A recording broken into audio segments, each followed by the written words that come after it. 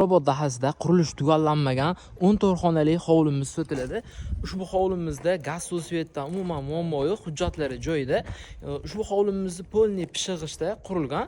Inshaalloh ushbu hovlimiz hop 2 etajli mansard qismi ham bor. Hop bu tomonning o'zida hop 4 ta sanuzel qismi bor. Bu tomonda bitta sanuzeli bor. Inshaalloh ushbu hovlimizni polniy obzorini oxirigacha ko'ring. Hovlimizni ushbu qismida hop oshxonalari qilib qo'yilgan. Xudo xolasa zo'r holatda oshxonalari ham tayyor aboylarni yopishtirib qo'yilgan. Hop bu tomonda yana bir hovlimizni burchakka chiqadigan bo'lsa, mana yana bir xona. Bu yerda yana bir xona. Hammomlari xudo xolasa ichkariga qoldirilgan. Hovlimiz polniy pishig'ishda qurilgan. O'zlari uchun qurganlar birinchi etaj, mana ko'rishingiz mumkin. Bitta oila uchun hammomlari yana 3 xona bor. Birinchi, ikkinchi qavatlarga ham polniy plita yotqizilgan. Ikkinchi qavatda bizningizdan mana ko'tariladigan bo'lsa, hop, ikkinchi etajda mana balkonlari ham bor. Manzarasi xudo xolasa juda ham go'zal. Hop, polniy elektr montajlari qilingan. Hop, teplopol uchun, batareya uchun xudo xolasa joy qoldirib ketilgan. Hammomlari ham har bir xonaning ichida bor xudo xolasa. Ushbu hovlimiz Mirobod masjid ko'chadan kirganda ikkinchi ko'chada bemalol kelib ko'rishingiz mumkin. Mana zallarini ham ko'rishingiz mumkin.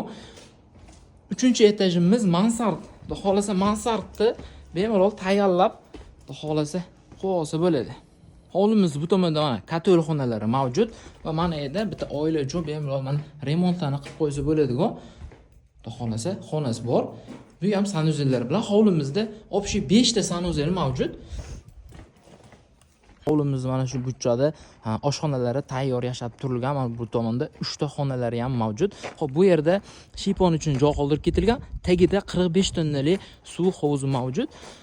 Xo'p, ushbu hovlimizni ko'rinishi inshaalloh juda ham zo'r holatda.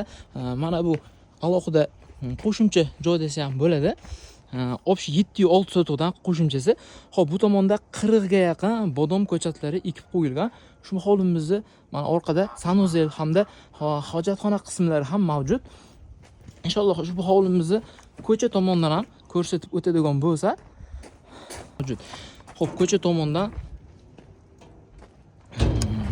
mana hovlimizni ko'rinishi inshaalloh zo'r holatda, kameralari ham o'rnatib qo'yilgan. Orqa tomon xudo xolasa tupik yo'l. Inshaalloh bolalar o'ynashi uchun ham hech qanday qiyinchilik tug'dirmaydi. Polniy pishig'ishda qurilgan ushbu hovlimiz mana ko'rishingiz mumkin. Ushbu hovlimizni Namangan uy-joy Telegram kanali orqali kelishuv asosida sotib olishingiz mumkin. Ekrandagi raqamlarga qo'ng'iroq qilish orqali bemalol bog'lanishingiz mumkin.